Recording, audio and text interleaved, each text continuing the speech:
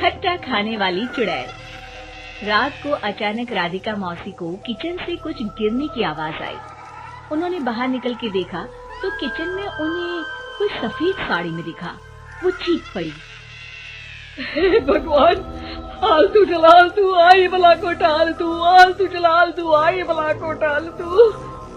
राधिका मौसी को चीखते सुनकर श्रवण बाहर आता है भागते हुए। अरे माँ, क्या हुआ? क्या देख लिया? दादी माँ आ गई क्या सपने में? अरे बेटा, रसोड़े में देख तो कौन है? श्रवण रसोड़े में झांक कर देखता है और उसे कोई नहीं दिखता अंदर। अब रसोड़े में तो कोई नहीं है माँ। कोई सफेद साड़ी में नहीं है क्या? नहीं माँ, कोई भी नहीं है।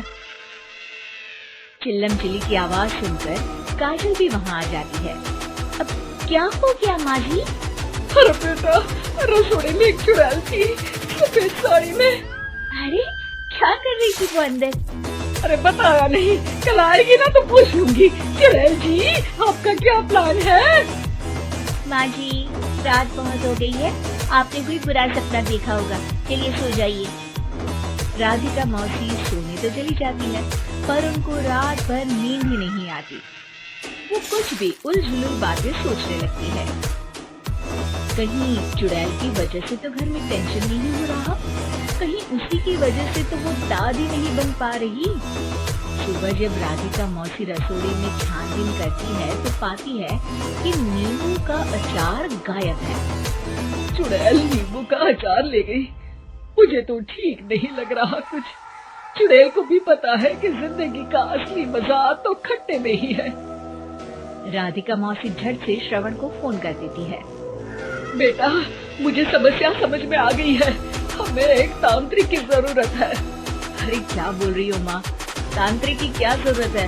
आप पूजा पाठ तो कर ही रही हो ना। आलतू जलालतू मंत्र सारे फालतू जैसे कुछ मंत्र पढ़ो, चली जाएगी अपने आप चुड़ैल। अरे नहीं बेटा, कभी चुड़ैल को कम नहीं समझते। अरे तुझे पता भी नहीं चलेगा कि कभी वो छल करके काजल की जगह घर की बहू खुद बन जाएगी। क्या माँ, कुछ भी बोल रही हो? कहाँ काजल और कहाँ चुड़ैल? वैसे एक बात बताओ, काजल को अगर गाने के लिए बोल देना तो चुड़ैल काजल की आवाज सुनकर घर तो क्या धरती लोग छोड़कर चली जाएगी। तुम ना पढ़े लिखे बच्चे हर चीज को मजाक समझते हो। तुम रहने दो, मैं खुद ही तांत्रिक को बुला लेती हूँ।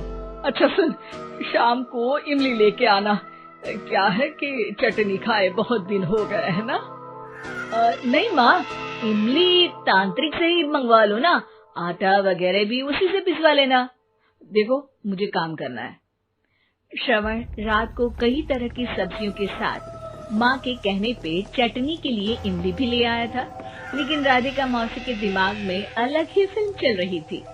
उन्हें अब सिर्फ शक ही नहीं यकीन होने लगा था कि शायद चुड़ैल ने श्रवण पर अपना जाल बिछा दिया था, जिस वजह से श्रवण उनकी बात ही नहीं मान रहा था।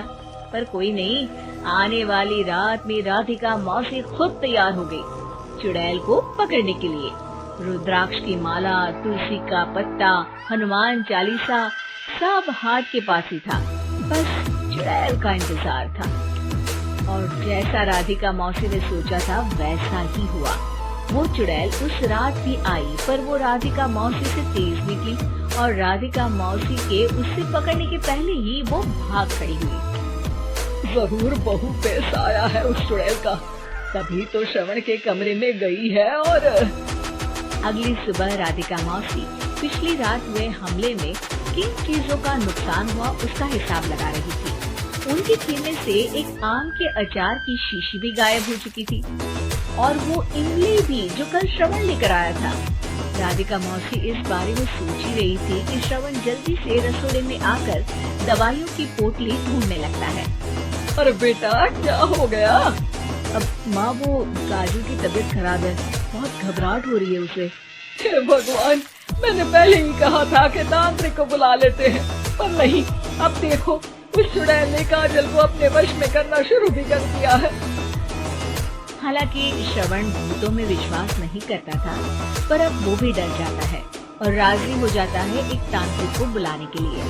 कुछ ही घंटों में तांत्रिक आ जाते हैं और राधिका मौसी तांत्रिक जी को सब बता देती है। घोर संकट, घनघोर संकट, चुड़ैल को मारू जोर चाकट, ओम भट स्वाहा खटखाटे आहा। ये क्या मंत्र है? मेरे खुद के ओरिजिनल मंत्र है, कल रात को ही लिखे हैं, अच्छे लगे तो दाद चाहूंगा। एक और मंत्र सुनो। अर्ज किया है आब्राकडाब्रा, दिल्ली बम्बई आगरा, चन्ना मामा सोवरले सुरन मामू जारा। ये मंत्र है? अरे कोई 40 वाली सा पढ़ो ना। वक्त कम है, 40 नहीं पड़ेंगे, 20-25 में काम चलाना पड़ेगा। अलग निरंजन जाके लंदन, मुफ्त का मंजान घिस मेरे लंदन। अरे जल्दी करो तांत्रिक जी, जल्दी करो। तांत्रिक अपने उल झलूल मंत्र पढ़ने लगता है। श्रवण को तांत्रिक पे शक होता है।